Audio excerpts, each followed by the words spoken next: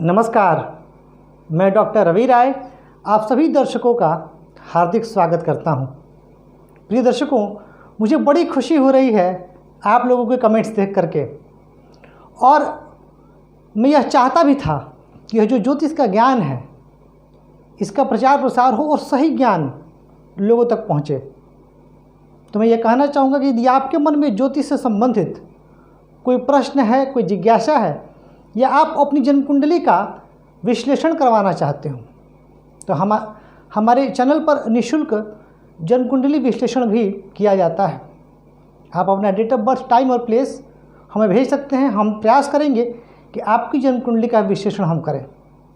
और आज जिस योग पर मैं बात करने जा रहा हूँ, देखिए, दरअसल ज्योतिष में बहुत सारे योग हैं, बहुत सारे राजयोग हैं, बहुत सारे दुर्योग हैं, पर बात उन्हीं पर होती है जो योग बहुत पॉपुलर हैं या जिन्हें लोग जानते हैं।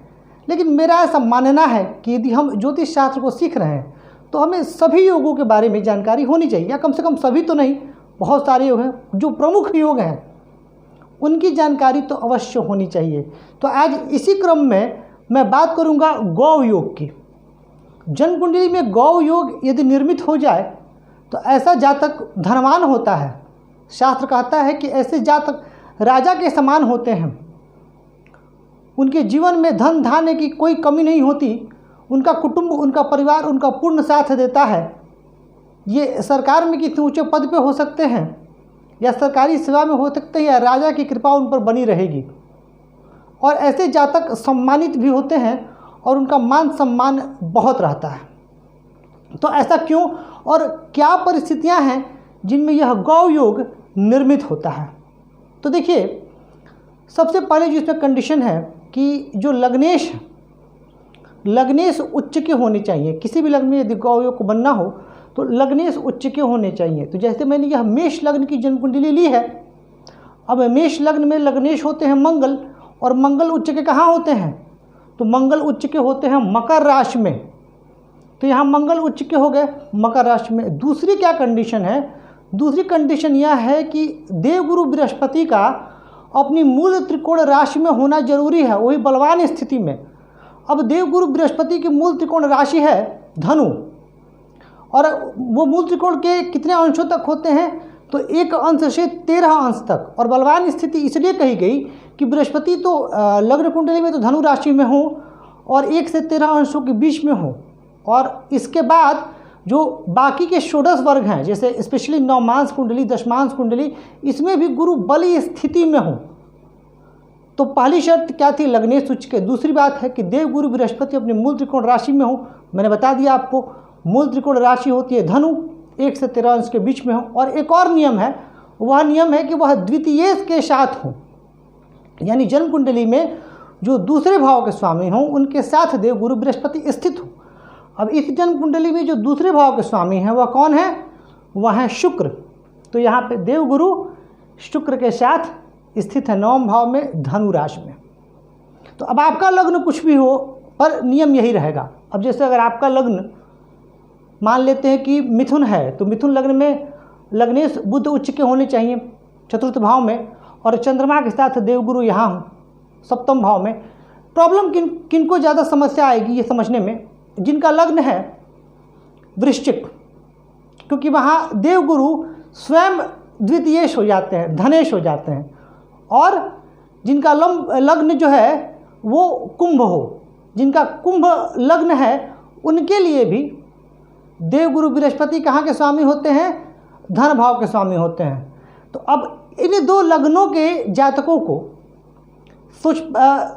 परेशानी आएगी ये समझने में कि अब हम क्या करें, क्योंकि यहाँ पर तो देवगुरु जो है वो द्वितीयेश के साथ नहीं, वो तो स्वयं द्वितीयेश हो रहा है, स्वयं धनेश हो रहे हैं। तो इस परिस्थिति में आप क्या करेंगे? इस परिस्थिति में आपको सिर्फ इतना ध्यान देना है कि जो आपके लग्नेश हैं वो उच्च के हों। जैसे वृश्चिक लग्न में लग्नेश मंगल होंगे तो मंगल उच्च के हो जाएं, 10th यानी पराक्रम भाव में चले जाएंगे। वृश्चिक लग्न के लिए यहाँ आ जाएंगे, पराक्रम भाव में उच्च के हो जाएं। और देवगुरु बृहस्पति अपनी मूल त्रिकोण राशि में हो, और कहाँ स्थित हो? यानी वृश्चिक लग्न के लिए देवगुरु बृहस्पति धन भाव में ही स्थित हो जाएंगे, और 1 अंश से 13 अंश के बीच में। ठीक उसी तरीके से कुंभ लग्न के जो जातक हैं उनके लिए लग्नेश शनि होते हैं। तो शनि उच्च के हो जाएं तुला राशि में। अब कुंभ लग्न के लिए तुला राशि यहाँ आएगी 9वें भाव में, और देवगुरु बृहस्पति धनु राशि में स्थित हो जाएं, जो कि धनु राशि लाभ भाव में आएगी और 1 अंश से 13 अंश के बीच में, तो उनकी जन्म कुंडली में फिर गौ योग इस प्रकार से निर्मित होगा। तो प्रिय दर्शकों, ये था आज का विषय, जहां हमने समझा कि गौ योग क्या होता है। और गौ योग बहुत शुभ योग है, पर इस योग के बारे में बात कम होती है। यदि आपकी जन्म कुंडली में भी यह योग निर्मित हो रहा है तो आप बहुत भाग्यशाली हैं। क्यों? क्योंकि एक तो यहाँ पे देखिए, यह योग इस योग की इतनी प्रशंसा क्यों की गई, यह भी बता देता हूँ। एक तो इस जन्म कुंडली में लग्नेश उच्च के हो रहे हैं, यानी इस योग में अब लग्नेश जब उच्च के हो रहे हैं, तो मैं आपसे बार बार कहता हूँ कि भले ही जन्म कुंडली में बहुत सारे राजयोग ना हों, लेकिन अगर लग्न और लग्नेश बली हो गया तो व्यक्ति जीवन में वैसे ही सफल होता है। तो यहाँ लग्नेश उच्च के। दूसरी बात क्या है, देवगुरु बृहस्पति स्वयं बहुत सारे भावों के कारक है, बहुत सारी चीज़ों के कारक हैं, जैसे धन, ज्ञान, शिक्षा, संतान। और भावार्थ रत्नाकर के अनुसार देवगुरु बृहस्पति 10वें भाव के भी कारक होते हैं, यानी कर्म और व्यवसाय के भी कारक होते हैं। तो जब देवगुरु इतनी चीज़ों के कारक होकर के अपनी मूल त्रिकोण राशि में स्थित हैं, तो व्यक्ति को चिंता किस बात की। और उनके साथ कौन स्थित हो रहे हैं, तो द्वितीयेश, यानी वाणी कुटुंब और धन भाव के स्वामी। तो धन के कारक के साथ धनेश का बैठ जाना और लग्नेश का उच्च होना, धनेश का अच्छी स्थिति में होना और सौभाग्य प्रदायक देवगुरु बृहस्पति का परम श्रेष्ठ स्थिति में होना, जब ये सारे योग होंगे तो निसंदेह व्यक्ति भाग्यशाली होगा ही। तो इसमें आश्चर्य कैसा। तो अगर किसी की जन्म कुंडली में यह योग निर्मित हो जाता है तो वह बहुत ही भाग्यशाली होगा और उसके जीवन काल में उसको श्रेष्ठ सफलता मिलेगी। तो प्रिय दर्शकों, ये था आज का विषय गौ योग। यह वीडियो आपको कैसा लग रहा है, कार्यक्रम कैसा लग रहा है, कमेंट करके बताइएगा जरूर। और वीडियो और चैनल को लाइक, सब्सक्राइब और शेयर करके हमें अपना प्यार और स्नेह यूँ ही देते रहिए। आज के बस इतना ही, धन्यवाद।